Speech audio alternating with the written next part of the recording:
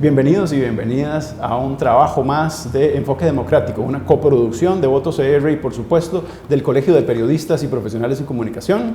Nosotros le traemos en este espacio un ideario, una oportunidad de debate con quien aspira a la silla presidencial en este 2022, nada más y nada menos que don Rodrigo Chávez Robles. ¿Cómo está, don Rodrigo?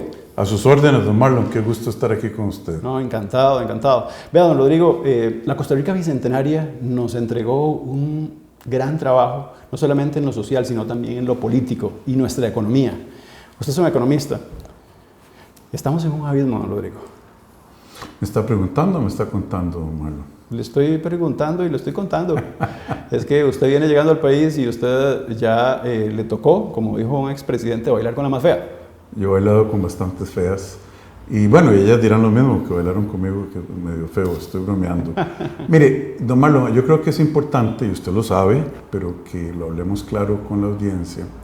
Hay un nexo que hace que el desempeño de una economía tenga un impacto directo y claro sobre el bienestar de la sociedad, y el bienestar de la sociedad tiene un impacto claro y directo en el sistema político.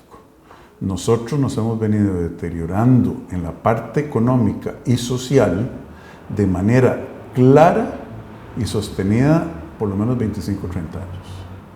Le voy a decir una cosa que poca gente sabe, don Marlon. En 1980, el año de la crisis de don Rodrigo Carazo, que fue un periodo durísimo, Costa Rica tenía un ingreso per cápita que era 10 veces más que el de la China comunista. Y era 45% más que el de la República de Corea del Sur. Hoy, Corea del Sur tiene un ingreso per cápita para todos los efectos prácticos de 3 veces. Los coreanos son 3 veces más ricos en términos de ingreso que los ticos. Y empezaron la carrera atrás. Y los chinos, que éramos 10 veces más ricos, hoy ya nos pasaron, don Marlon. Pero a ver, hay costos en eso, don Rodrigo, y tienen que ver también con costos que se han significado para esas economías que usted me habla, que han pasado tremendos problemas en el marco de los derechos humanos, por ejemplo. ¿Corea del Sur? No, estoy hablando de China. Bueno, sí, China es un fenómeno muy especial, pero de un 10% que nos pase en un periodo tan corto, yo creo que no hay plata en el mundo que justifique violaciones de los derechos humanos. ¿Bajo qué costos? Pero enfoquémonos en Corea del Norte, Corea del Sur, perdón, que es muchísimo más rica que Costa Rica. ¿Enfoquémonos en Costa Rica? No, lo que le quiero decir es que no lo hemos hecho bien, que antes de la pandemia teníamos una situación de pobreza sostenida por 3 décadas, de 20-21%, con un gasto creciente en alivio de la pobreza.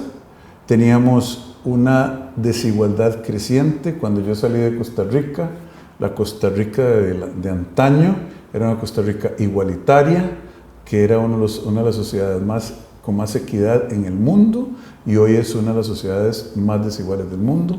Antes de la pandemia teníamos casi 15% de desempleo. ¿Cómo hacer ese balance a la Costa Rica de hoy? Muy negativo. En 4 años es... Bueno, usted sabe de números, dígame. ¿En 4 años eso se puede hacer? Bueno, la gran pregunta no es si se puede hacer. ¿Es cómo?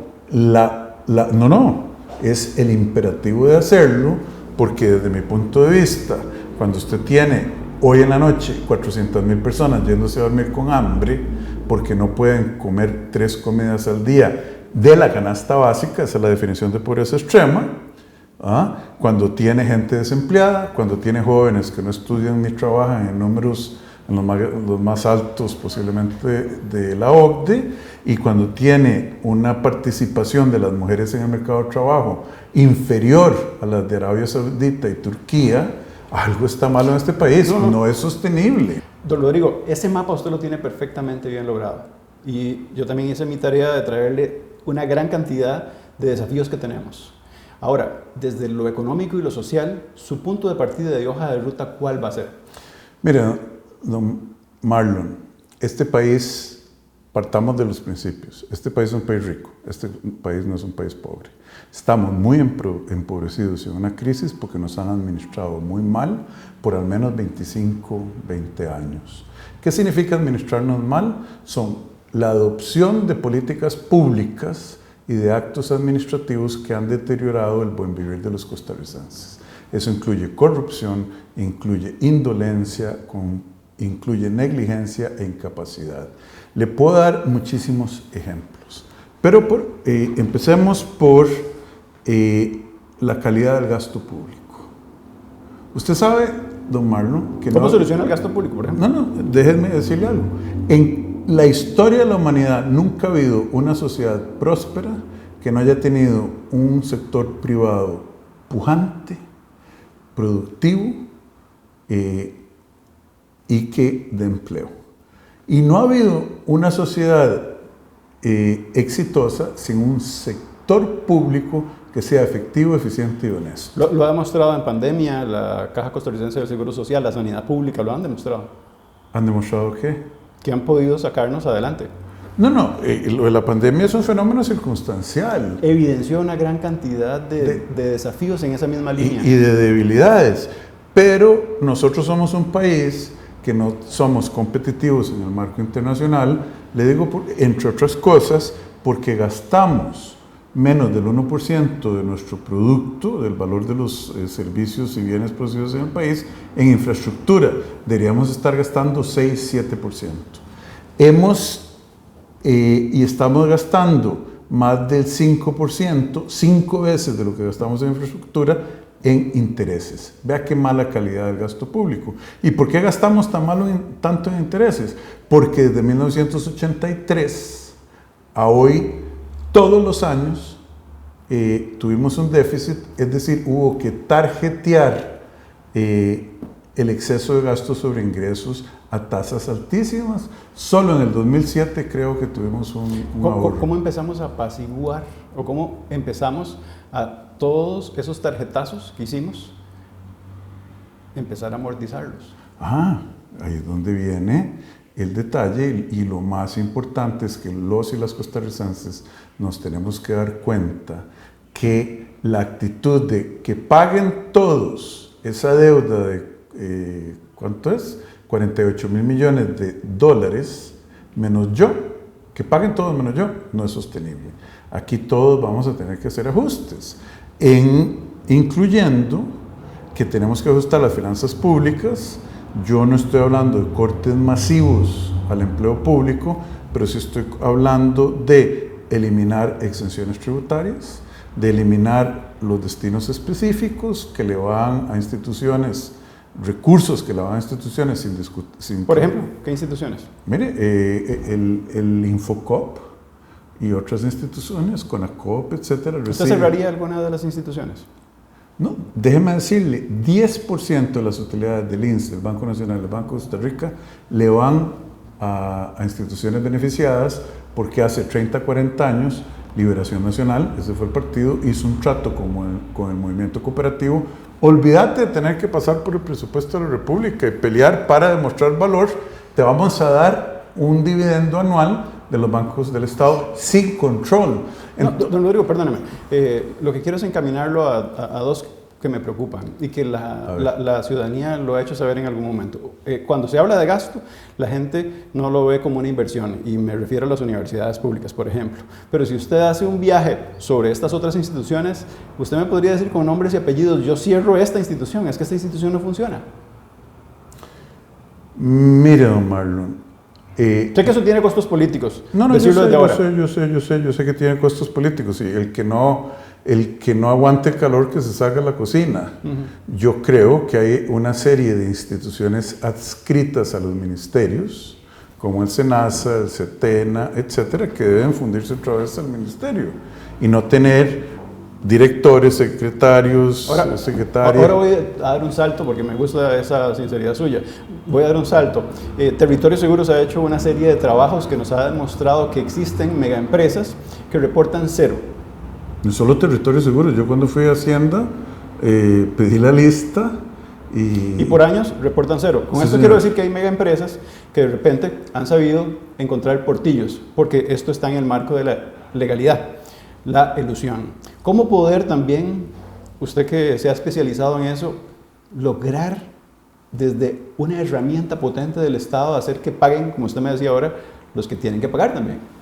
Todos los que tienen que pagar, tienen que pagar.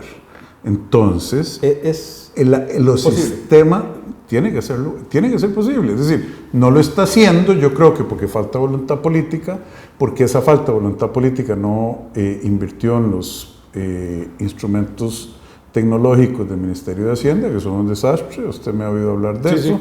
Sí. Y las leyes todas tienen portillos. Entonces, lo que tenemos que hacer es... Que las propias universidades lo enseñan cómo hacerlo. Que las propias universidades lo enseñan cómo hacerlo y que hay despachos de contadores que ganan mucho dinero ayudándole a los y las empresarias, a las empresas, a aprovechar todos los portillos. Usted me dice que es posible que eso deje de suceder. Hay que hacerlo. Voy a dar un salto otra vez. Sí, señor. A la gente le gusta mucho la transparencia y específicamente llegar a la silla presidencial es muy compleja. Ya hemos visto que muchos partidos han tenido que invertir inclusive en la inscripción. Yo sé que usted ha financiado su campaña con dinero propio suyo, hasta ahora. ¿Cómo va a ser ese camino hacia Zapote? Mire, yo he financiado muy poquito esta campaña. Ha habido un grupo de ciudadanos y ciudadanas, todos que los pasamos por los tamices de que sean gente honesta, que no tengan conexiones sospechosas, que han depositado plata en un fideicomiso que es absolutamente a prueba de balas para garantizar el uso de los recursos.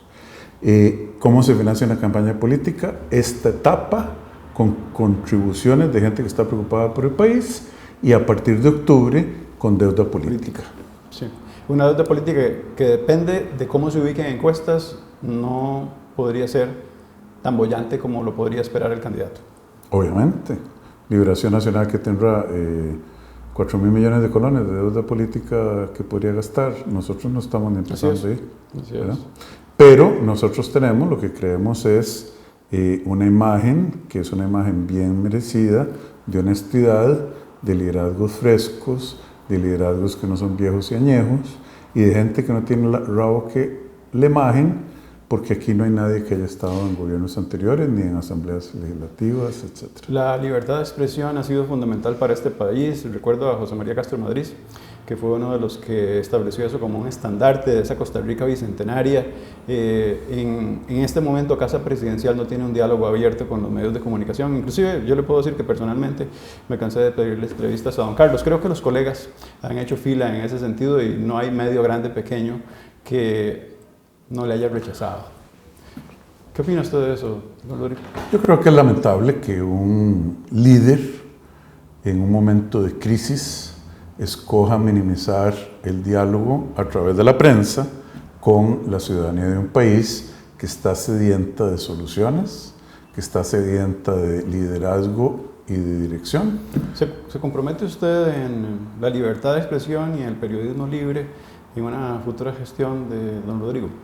Eso es como comprometerse con la fuerza de la gravedad. Eso es algo que es intrínseco al pueblo, a la ciudadanía de este maravilloso país.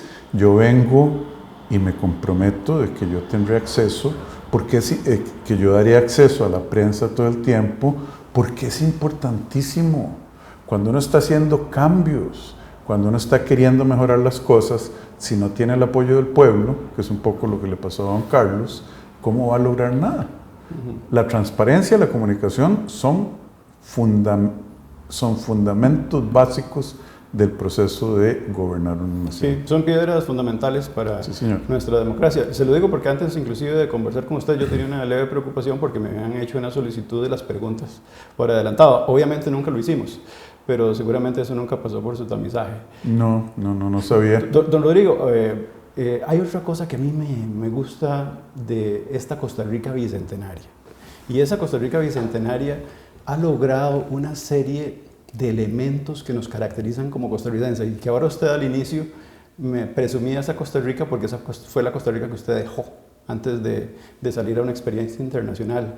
¿Cuál es ese logro de esa Costa Rica más importante? Porque casi todo el mundo lo señala en lo social, que usted entraría de gobierno y sería lo primero que usted estaría trabajando?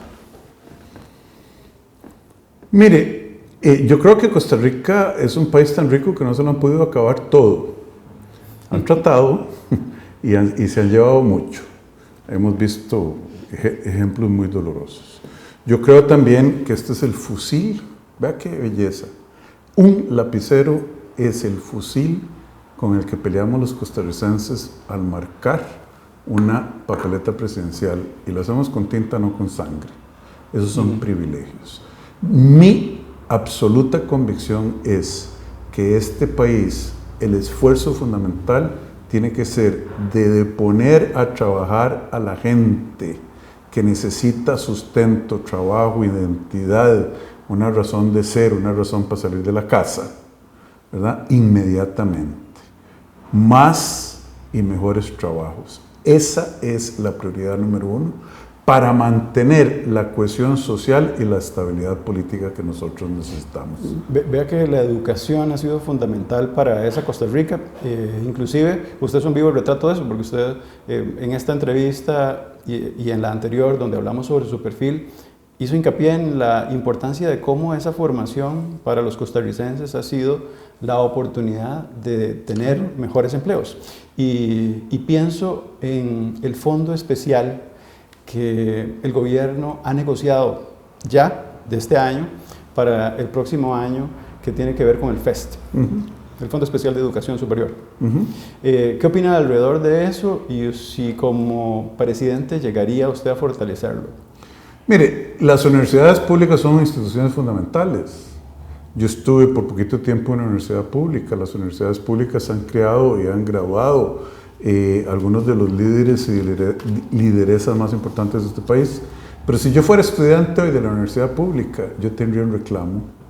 ¿Cómo puede ser que el gobierno y el consejo de rectores se sienten a negociar el monto del FES? Nada más.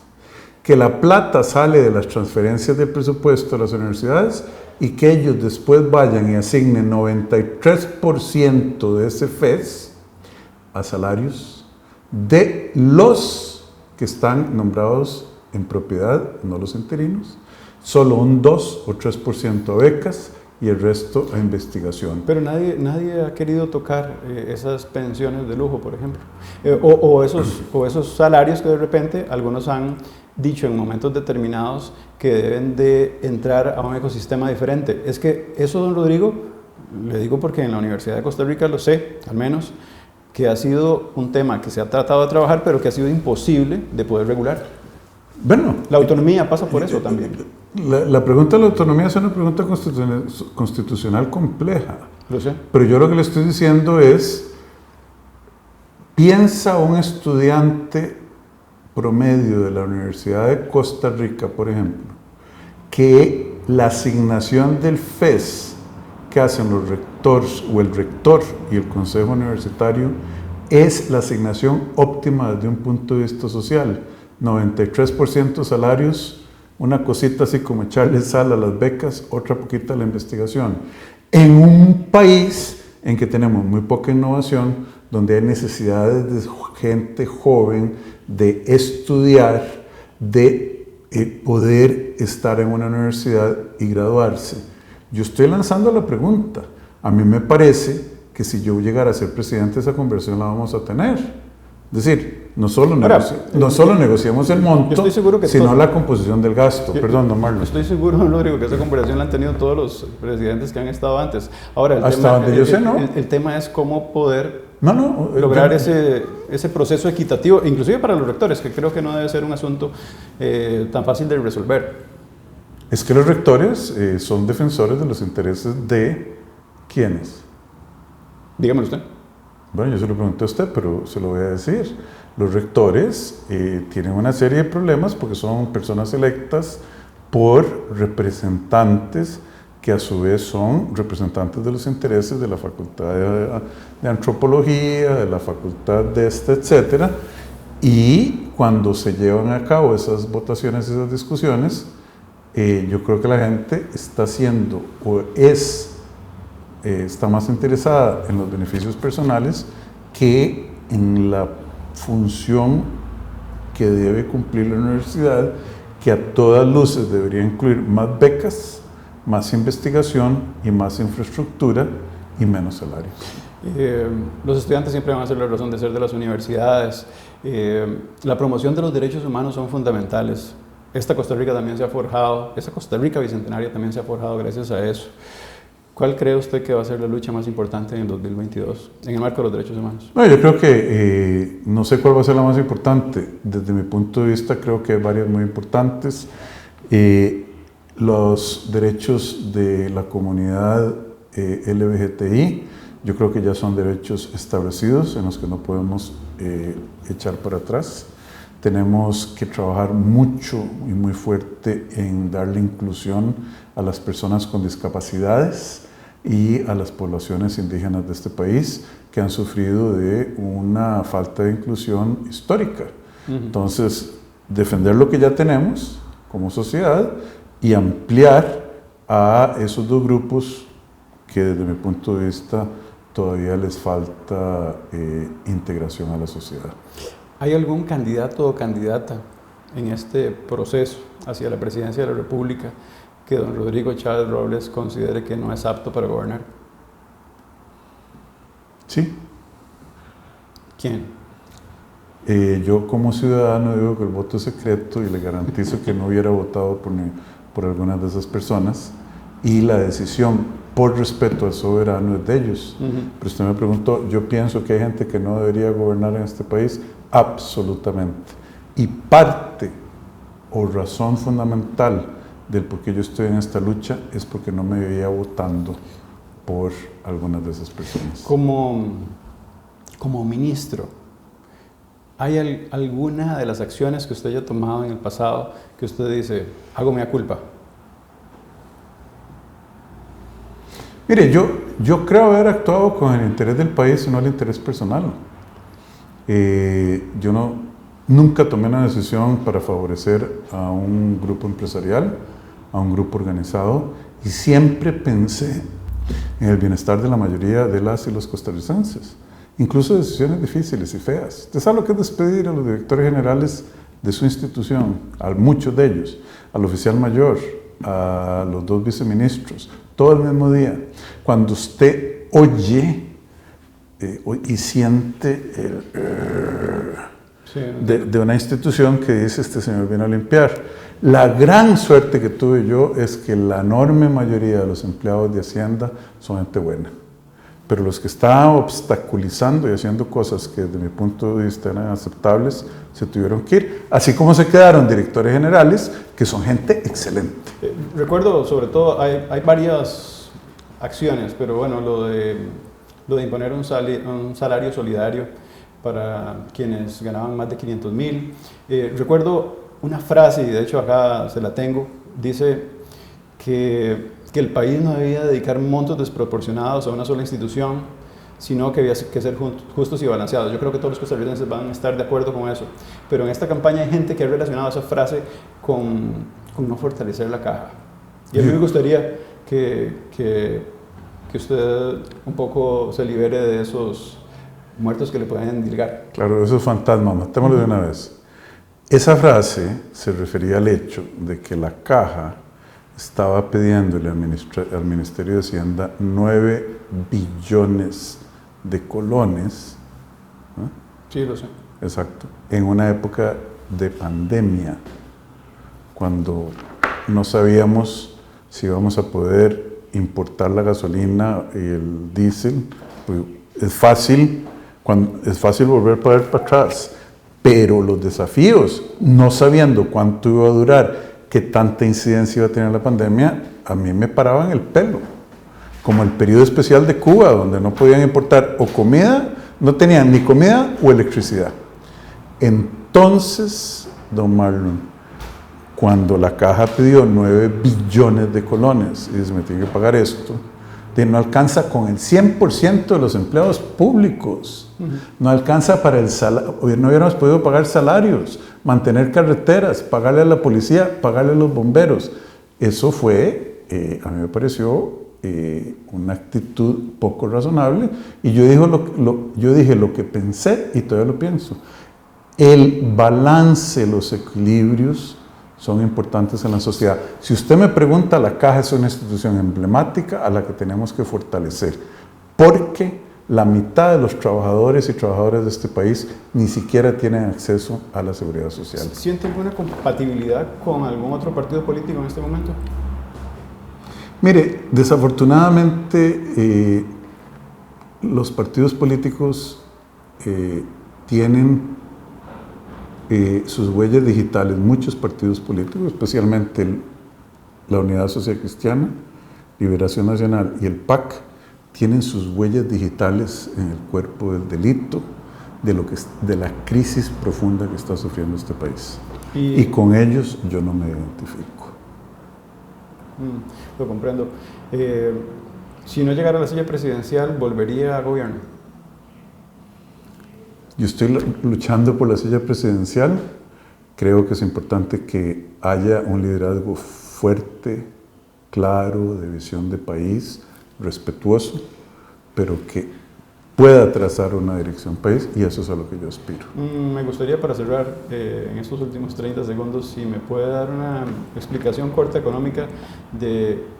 Nadie le ha puesto atención a las pensiones y la demografía dice que va a ser imposible que muchos lleguemos a verlas. Como economista, ¿tenemos alguna luz al final de este camino? Si no hacemos algo, no. Costa Rica, ningún país en el mundo se ha hecho rico después de hacerse viejo. Es decir, ningún país en el mundo escapó la trampa de ingreso medio, de la mediocridad económica, después de que se le acabó el bono demográfico. A nosotros se nos está acabando el bono demográfico, y ese bono se está convirtiendo en una factura demográfica. La Caja no va a tener suficiente dinero para pagar, suficiente flujo de caja para pagar las pensiones en muy pocos años. Tenemos que cambiar el modelo de seguridad social de este país, porque si no, es como, ¿se acuerdan las pirámides, las estafas de pirámide? Eso es lo que estamos viviendo en este país. Hacia las generaciones futuras, eso es una bomba atómica a la estabilidad de este país. Muchas gracias, don Rodrigo, por mostrarnos en estos cortitos minutos un ideario claro de lo que usted quiere de llegar a la silla presidencial.